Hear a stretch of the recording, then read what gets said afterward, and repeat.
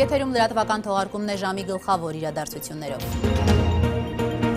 Եվ այսպես քննչական կոմիտեն տեղեկացնում է, որ չարաշահումներ են բացահայտվել զինված ուժերի համար հենապատերի կառուցապատման աշխատանքների ընթացքում։ Քննչական գործողությունների արդյունքում պարզվել է, որ ընկերությունը պայմանագիր է ստորագրել զինված ուժերի համար անհրաժեշտ կառուցապատման աշխատանքներ կատարելու վերաբերյալ, որի ժամանակ կազմել է ակնհայտ կեղծ տեղեկություններ պարունակող փաստաթղթեր, խաբեության եղանակով դիտավորությամբ հափշտակելով առանձնապես խոշոր չափերի գումար։ Թե որ ընկերության մասին է խոսքը, քննչական կոմիտեն չի մանրամասնում, ընդգծելով, որ ՍՊ-ի տնօրենը ընդունել է մեղադրանքը և ամբողջությամբ վերականգնել պատճառված վնասը։ Հայաստանի վարչապետի պաշտոնակատար Նիկոլ Փաշինյանն այսօր աշխատանքային այցով արդեն մեկնել է Մոսկվա, որտեղ Ռուսաստանի նախագահ Վլադիմիր Պուտինի հետ հանդիպման ընթացքում քննարկվելու են երկկողմ հարաբերություններին առնչվող խնդիրներ, այդ թվում գազի սակագնի հնարավոր թանկացման հարցը։ Օրերս խոսելով գազի թանկացման հնարավորության մասին, Փաշինյանն ասել էր, թե նման տեղեկություն չունի, հույս հայտնելով, որ այդ խնդրի շուրջ բանակցությունները հաջող արդյունք կունենան։ Հիշեցնենք, հայ-ռուսական գազային պայմանագիրը ստորագրվել էր 2013-ին, որի շրջանակներում գազի գինը պետք է անփոփոխ մնար առնվազն 5 տարի։ Իդեպ հենց այդ պայմանագրի շրջանակներում Հայաստանը Գազպրոմին զիջեց հայ-ռուսգազարտում ունեցած իր վերջին 20% բաժնետոմսերը $155 միլիոն պարտքի դիմաց։ Այսօր ցերեկը Կրեմլում նախատեսված են Ռուսաստանի եւ Հայաստանի ղեկավարներ Վլադիմիր Պուտինի եւ Նիկոլ Փաշինյանի բանակցությունները։ Հայաստանի վարչապետի պաշտոնակատարը Մոսկվա է ժամանելու կարճ աշխատանքային այցով։ Կրեմլի պաշտոնական կայքում նշված է, որ Փաշինյանն ու Պուտինը քննարկելու են երկկողմ հարաբերությունների առանցքային հարցերը եւ Եվրասիական տարածաշրջանում ինտեգրացիոն կազմակերպություններում երկու երկրների փոխգործակցությունը։ Հարցերից մեկը, որ Փաշինյանն ու Պուտինը ամենայն հավանականությամբ կքննարկեն, ՀԱՊ գլխավոր քարտուղարի հարցն է։ Բելարուսի ներկայացուցիչ Ալեքսանդր Զյասն արդեն հասցրել է առանձին հանդիպումներ ունենալ ՀԱՊԿ անդամ երկրների ղեկավարների հետ, այդ թվում նաև Պուտինի հետ։ Ռուսական կողմը Պուտին-Զյաս հանդիպումից հաղորդագրություն չէր տարածել։ Նեզավիսիմայա գազետան երեկ գրել էր, թե ամենայն հավանականությամբ Պուտինին կհաջողվի համոզել Փաշինյանին ընդունել Զյասի տեխնացությունը, ընդունել, որ Հայաստանի ներկայացուցիչ նախկին գլխավոր քարտուղար Յուրի Խաչատուրովին հետ կանչելուց հետո ՀԱՊԿ գործադիր մարմնի ղեկավարի պաշտոնը ռոտացիոն կարգով կանցնի Բելարուսին, ոչ թե 2020 թվականին, այլ արդեն եկող տարուց։ Նույն Նեզավիսիմայա գազետան գրել է նաև Պուտին-Փաշինյան հանդիպման օրակարգում է նաև գազի հնարավոր թանկացման հարցը։ Հիշեցնեմ, որ էներգակիրների հետ կապված վերջին շրջանում Ռուսաստանը կոշտ դիրքորոշում է որդեգրել նաև իր ամենամտերիմ դաշնակից Բելարուսի հետ բանակցությունների։ Պուտինն ու Փաշինյանը հավանաբար կքննարկեն նաև Ղարաբաղյան խնդիրը, սա ավանդական հարց է երկու երկրների ղեկավարների հանդիպումների օրակարգում։ Վերջին անգամ հիշեցնեմ, Պուտինն ու Փաշինյանը հանդիպել էին դեկտեմբերի 6-ին Սանկտ Պետերբուրգում, որտեղ հավաքվել են հետխորհրդային երկրների ղեկավարները։ Հիշեցնեմ, Փաշինյանը Սանկտ Պետերբուրգում նաև կարճ զրույց էր ունեցել Ադրբեջանի նախագահ Իլհամ Ալիևի հետ։ Եվ վերջում, Ռուսաստանի նախագահը մինչ օրս չի շնորհավորել Հայաստանի վարչապետի պաշտոնակատար եւ Իմ քայլը դաշինքի ղեկավար Նիկոլ Փաշինյանին դեկտեմբերի 9-ին կայացած խորհրդարանական ընտրություններին տարած տպավորիչ հաղթանակի կապակցությամբ։ Այսօր էներգետիկայի նախարար Գարեգին Բաղրամյանն անդրադառնալով Պուտին-Փաշինյան առաջիկա բանակցություններին կարծիք է հայտնել, որ գազի գինը հավանաբար չի բարձրանա։ Բնականաբար մենք բանակցում ենք իջացնելու շուտ։ Ռուսաստանը ինչ է առաջարկում։ Ռուսաստանի առաջարկներից տեղեկ չէ։ Իսկ հայկական կողմի պատասխանը լավագույն արդյունքը մեր համար որը պետք է լինի։ Լավագույն արդյունքը պետք է լինի գազի իջեցումը բնականաբար։ Ինչքանով եք նախատեսում իջացնել։ Չեմ կարող ասել, բանակցությունների ավարտին կիմանաք, սպասեք էլի, 1 օր է մնացել, հիմա կոնկրետ բանակցության ընթացքում է։ Ռուսական կողմի տրամադրվածություն ամեն դեպքում։ Ես չգիտեմ ռուսական կողմի տրամադրվածությունը, բայց միշտ էլ բանակցությունները բավականին երկար են տևել եւ չեմ կարծում, որ ձգձգվում են։ Թանկանալ դեպքում ռիսկերը որոնք են։ Ինչի դեպքում։ Թանկանալու, որովհետեւ կար տեղեկատվություն, որ Ավինյանին է։ Բայց եկեք թող ավարտվի բանակցությունները, կարող է ուշանամ իմ անեստից։ Պատմում եմ, որ գուցե գազի սակագինը բարձրանա, ինչ կարող եք ասել որպես նախարար։ Գազի սակագինը կարծում եմ չի բարձրանում։ Գազի հայտնի պայմանագրով ընդամենը 5 Եվ քիչ առաջ տեղեկացանք, որ հյուսիս-հարավ մայրուղու շինարարները փակել են Երևան-Թալին ճանապարհը պահանջելով իրենց աշխատավարձերը, այժմ առաջարկում եմ ուղիղ միացմամբ հետևենք, թե ինչ է տեղի ունենում այնտեղ։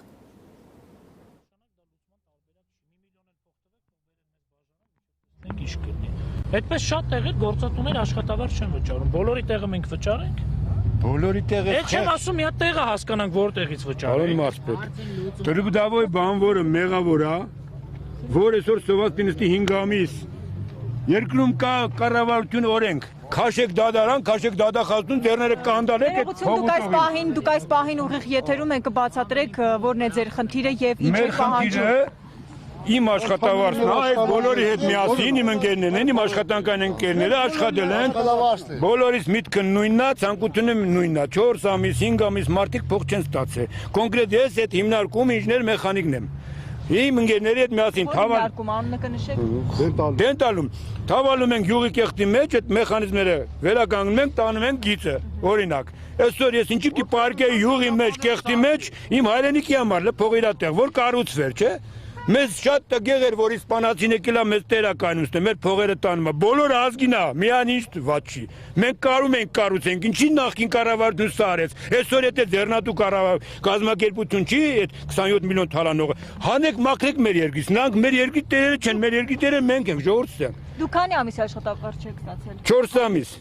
Այս 4 ամսվա ընթացքում հանդիպել է գործատուին, ինչ չեկա, Գործատուին խաբել են վերևից, հստակ խաբված է գործատուն։ Վերևից որտեղից։ Կորսանն է խապում։ Հիմա բերեք ճշտեն Կորսանին, Հայաստանի Հանրապետության կառավարությունը հետ կանչի այսօր բերի փաստի առաջ կանգնացնի։ Հիմա դուք ճանապարհը առավոտվանից փակել եք, այստեղ լսեք։ կներեք, կասեք ինչ է եղել։ Կորսանի գործատուները, ով որ գործը տալիս են մեր իսպանացի, ես չեմ ճանաչում։ Բա որտից են ասում։ Մեր գործատուն ստեղ, հա։ Քանի որ ձեզ են ասել։ Ինչ, ասենք մենակ ես չեմ, բոլորս ենք։ Կոնկրետ Ժողովուրդ ջան, ով ումա ասել, Կորսանից ով ումա ասել։ Մի ասում են կառավարությունը ձեր չի հաստատում, մենք չենք կարող ձեր փողերը փոխանցենք։ Թող մի հատ կառավարությունից մարդ գա, մենք ենք ընտրել ճանապարհը փակելով, մենք ենք ընտրել մեր երկրի կառավարներին, որ կառավարում են մեր երկիրը։ Թող գան մեզի պատասխան տան։ Նույն այդ միջոցով հիմա մենք փակում ենք, որ կառավարությունից մարդ գա։ Ասում գործադիրի ներկայացում եմ, այստեղ դզի հստակ ասում եմ։ Ուրեմն ոնց է կարգը Կորսանը ներկայացումը կատարողական է։ Պարոն Մարսպետ, դուք ուղիղ եթերում եք, խնդրում եմ ներկայացնել։ Տեսեք, Կորսանը ներկայացնում է ինժեներին, որը միջազգային տենդերով հաղթած ընկերությունն է։ Ինժեները ներկայացնում է Ծիգին։ Ծիգը նոր վճարում է աշխատավարձը։ Ուրեմն ես կրկին նորից ճշտեցի տրանսպորտ եւ կապի փոխնախարար Բադալյանի հետ։ Որևիցե մի կատարողական չի ներկայացվել ինժեների կողմից Ծիգին, որի դիմաց չի վճարվել։ Ես դա ասում եմ ամենայն պատասխանատվությամբ։ 4 ամիս երբեք կատարողական չի ստորագրել։ Անգևորչյան նախ մանրամասն եք, շինարարությունը իրականացնում է։ Տեսեք ոնց է արվում։ Պայմանագրի համաձայն 2 ամիս հետո է Կորսանի կողմից վճարվելու ձեր գործատուին։ Այսինքն այդ 2 ամսվա տարբերությունը, քանի որ դա բխում է աշխատանքային օրենսգրքի տրամաբանությունից, իր վրա պետք է վերցնել գործատուն ձեր։ Պատկերացրեցիք, չէ՞ ինչ եմ ասում։ Շատ լավ։ 6 ամիս անց ինչ 4 Շատ լավ, 4 ամիս անց է Ժողովուրդ ջան, նորից եմ ասում։ Գումարը երկու ամիս սրոկը լրանը։ Հիմա այդքան որ մի քանի անգամ, եթե սկսեք դուք մեղավոր եք, ես այստեղ չէի լինի։ Ապրեք շնորհակալ։ Դուք կասեք ինչ լուծում եք առաջարկում, այս պահին ինչ լուծում եք առաջարկում։ Այստեղ շինարարները ասում են, որ ճանապարհը փակելու են այնքան ժամանակ մինչև ստանան իրենց գումարը։ Շատ լավ, տեսեք, ուրեմն իրավական հարթության մեջ է ի վերջո լուծվելու այս խնդիրը։ Եթե համաձայնություն չգան բանակցությունների արդյունքում, որ այս մարդկանց աշխատավարձը վճարվի, դատական կարգով ընդհանուր աշխատավարձը վճարվելու է ցանկացած աշխատողի։ Հիմա այդ գումարը ում մեղավորությունն է, ամեն մեկը իր մասով պետք է պատասխան տա։ Հստակ եմ ասում, կառավարությունը այդ գումարը տվել է։ Հիմա Կորսանը չի վճարել ենթակապալառուին, հիմնավորված է եղել, հիմնավորված չի եղել, աշխատանքի ընդունմանը թերություն է եղել, չի եղել, ամեն մեկի մասով պետք է պատասխան տա։ Ես հիմա չեմ ուզում հայտարարություն անեմ մեղավորների մասով, որովհետև պետք է հստակ ունենամ փաստեր, ունենամ հստակ ինֆորմացիա, ում մեղքով է այս խնդիրը առաջացել։ Մի բան հստակ է, որ դա կառավարության մեղքը չի, Երկրորդ բանն էլ որ հստակ է, աշխատողների մեղքը չի։ Արանքում ովքեր են մեղավոր եղել, օրենքի դաշտում, իրավական դաշտում պատասխան։ Ձեզ հաջողվել է գործատուներին հանդիպել, խնդիրը ներկայացնել, ինչ են ասում իրենք, ի վերջո մարդիկ այստեղից չեն հեռանում։ Ոլորտի պատասխանատու գերատեսչության հետ եմ ես կապի մեջ եւ նրանց հետ, այսինքն տրանսպորտի եւ կապի, այո, եւ տեղեկատվական տեխնոլոգիաների նախարարության հետ փոխնախարարի հետ եմ զրուցել եւ նա փորձում է հիմա կապի դուրս գալ ենթակապալառուների հետ։ Այսինքն այստեղ դուք ասացին այստեղ չեն, գնացել են արդեն, իրենք փորձում են ենթակապալառուների հետ խոսել։ այս պահի դրությամբ լուրջ կա, դուք էլ առաջարկում եք, որ մարդիկ դատարան դիմեն եւ այդպիսով ստանան իրենց աշխատավարձը։ Ես առաջարկում ոչ թե հիմա դատարան դիմեմ, ես առաջարկում եմ առաջին իսկ պահից, որ երբ իրանք աշխատավարձ ստացան, ոչ թե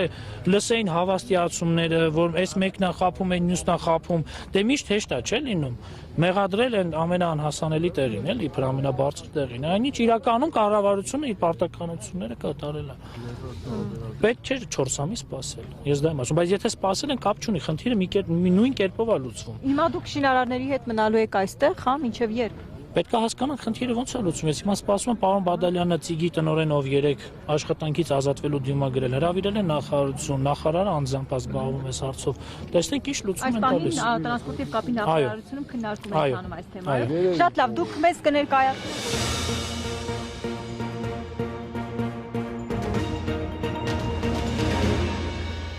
Եվ քիչ առաջ լուր ստացանք, որ սոցիալապես անապահովները հաջորդ տարվա փետրվարից էլեկտրաէներգիայի համար 10 դրամ պակաս կվճարեն, այս մասին տեղեկացնում է Հանրային ծառայությունների կարգավորող հանձնաժողովը։ Ըստ հանձնաժողովի սակագների վերանայման գործընթացի շրջանակում համակարգում ձևավորվել է դրական արդյունք, որը հնարավորություն էր տալիս էժանացնել էլեկտրաէներգիայի սակագները սոցիալապես անապահով ընտանիքների համար։ Հանձնաժողովի նիստում որոշվել է, որ փետրվարի 1-ից այդ ընտանիքները նախկին 40 դրամի փոխարեն կվճարեն 30 դրամ 1 կիլովատժամ էլեկտրաէներգիայի համար։ Փաշինյանն այսօր առավոտյան Facebook-յան իր էջում գրառում է կատարել տեղեկացնելով, որ հուլիսին իր կառավարության իրականացրած օրենսդրական փոփոխությունների արդյունքում Հայաստանի բանկերը ավելի քան 7 միլիարդ դրամի տույժ տուգանքներ են ներել, շուրջ 15,000 վարկառուի համար։ Վերանայվել է շուրջ 124,000 հաճախորդի վարկային պատմություն, այս գործընթացը շարունակական է։ Անհուսալի վարկեր ունեցող քաղաքացիները պետք է այցելեն իրենց վարկավորած բանկերին տույժ տուգանքների գծով համաձայնության գալու համար։ Facebook-յան իր էջում գրել է Նիկոլ Փաշինյանը։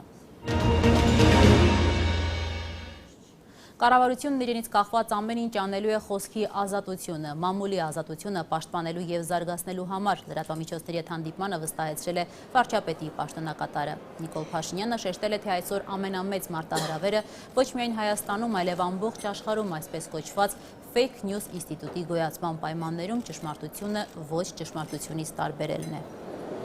Լրատվամիջոցների դերը Հայաստանում տեղի ունեցած ոչ բռնի թավշյա ժողովրդական հեղափոխության գործում չափազանց մեծ էր եւ իսկապես մամուլը կարողացավ կատարել այդ դերակատարումը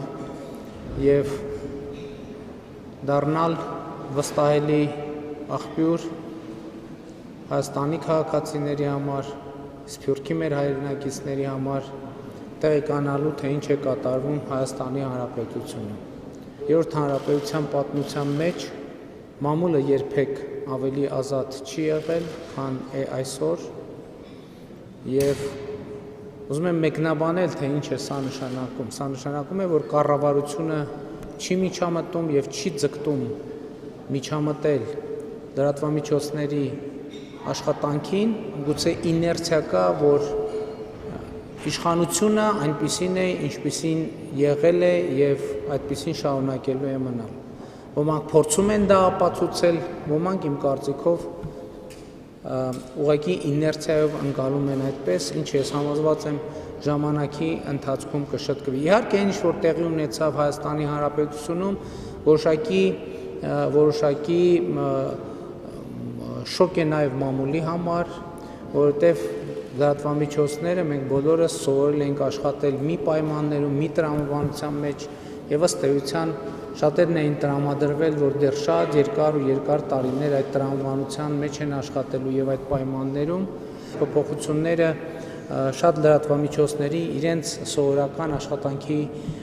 տրամաբանությունից դուրս են դրել եւ որոշակի ժամանակ է հարկավոր, որ մենք բոլորս այդ իրավիճակին ադապտացվենք։ Մի բանում կարող եք համոզված լինել, որ Հայաստանի Հանրապետության կառավարությունը իրենից կախված ամեն ինչ անելու է խոսքի ազատությունը, մամուլի ազատությունը պաշտպանելու համար եւ զարգացնելու համար եւ իհարկե մենք ակնկալում ենք, որ այս հարցում կկարողանանք իսկապես արդյունավետ համագործակցություն ունենալ լրատվամիջոցների հետ։ Եվ ԵՊՀ ռեկտոր Արամ Սիմոնյանն այսօր պարզաբանել է, որ Սերժ Սարգսյանը նոր չէ հրաժարվել ԵՊՀ հոգաբարձուների խորհրդի նախագահի պաշտոնից, նրա լիազորությունները դադարել են իր հրաժարականից անմիջապես հետո։ Սենսացիա մի սարքեք, Սերժ Սարգսյանը ի պաշտոն է եղել մեր խորհրդի նախագահ, երբ որ նա դադարել է նախագահ լինելու երկրի, հրաժարվել է։ Այն ժամանակ ավտոմատ նաև հրաժարվել է, այսինքն փաստորեն այլևս այդ հոգաբարձուների խորհրդում նախագահ փոխվելու է, ուրիշն է լինելու։ Արդեն 5-6 ամիս է, որ այդպես է, իր հրաժարականից հետո ի պաշտոն է նա եղել հոգաբարձուների խորհրդի նախագահ իր համաձայնությամբ։ Հիմա այդ պաշտոնը թափուր է։ Կընտրվի նոր հոգաբարձուների խորհուրդը, ինքը էլ այնտեղ կընտրի իրեն նախագահ։ Ինքը ստացվում է, որ իր հրաժարականից հետո է դա թափուր մնացել, թե նոր է հրաժարվել։ Չէ, նոր չի հրաժարվել նա։ Դա ինչ է իրանից ենթադրում, որ ֆինանսական գործարքներ ԵՊՀ-ն արդյոք կարող է անել, եթե չունի խորհրդի նախագահ։ Երբ որ նոր տարում հոգաբարձուների խորհրդի նիստը չեղավ, մենք չենք կարողանալ։ Պետք է հոգաբարձուների խորհրդի նիստը բյուջեն հաստատի։ Դրա համար նոր տարում պետք է հաստատի հոգաբարձուների խորհուրդը բյուջեն, որպեսզի մենք ֆինանսական գործարքներ կարողանանք։ Իսկ մինչև այդ արդեն ամեն ինչ հաստատված է եղել եւ հաստատման կարիք չի եղել։ Այո, իհարկե, անցած տարի հաստատվել է դեկտեմբերին, մենք այդպես էլ գործել ենք համաձայն հոգաբարձուների խորհրդի որոշմանը։ Իսկ երբ է լինելու մյուս նիստը եւ Չեմ կարող ասել, կառավարությունը ինքը պետք է հաստատի հոգաբարձուների խորհրդի կազմը, հոգաբարձուների խորհրդի կազմը պետք է հավաքվի ընտրի նախագահին եւ նիստ հրավիրի։ Դուք այդ գործընթացում որևէ դերակատարություն ունեք։ Ոչ, ես հոգաբարձուների խորհրդի անդամ երբեք չեմ եղել, ռեկտորը չի կարող լինել։ Եվ դա համասանից դուրս է։ Դա կառավարության անելիքն է։ Այսքանով ավարտում ենք լրատվական թողարկումը։ Նոր տեղեկատվությամբ ուղիղ եթերում կլինենք ժամը 14-ին։ Մինչ այդ ժամը։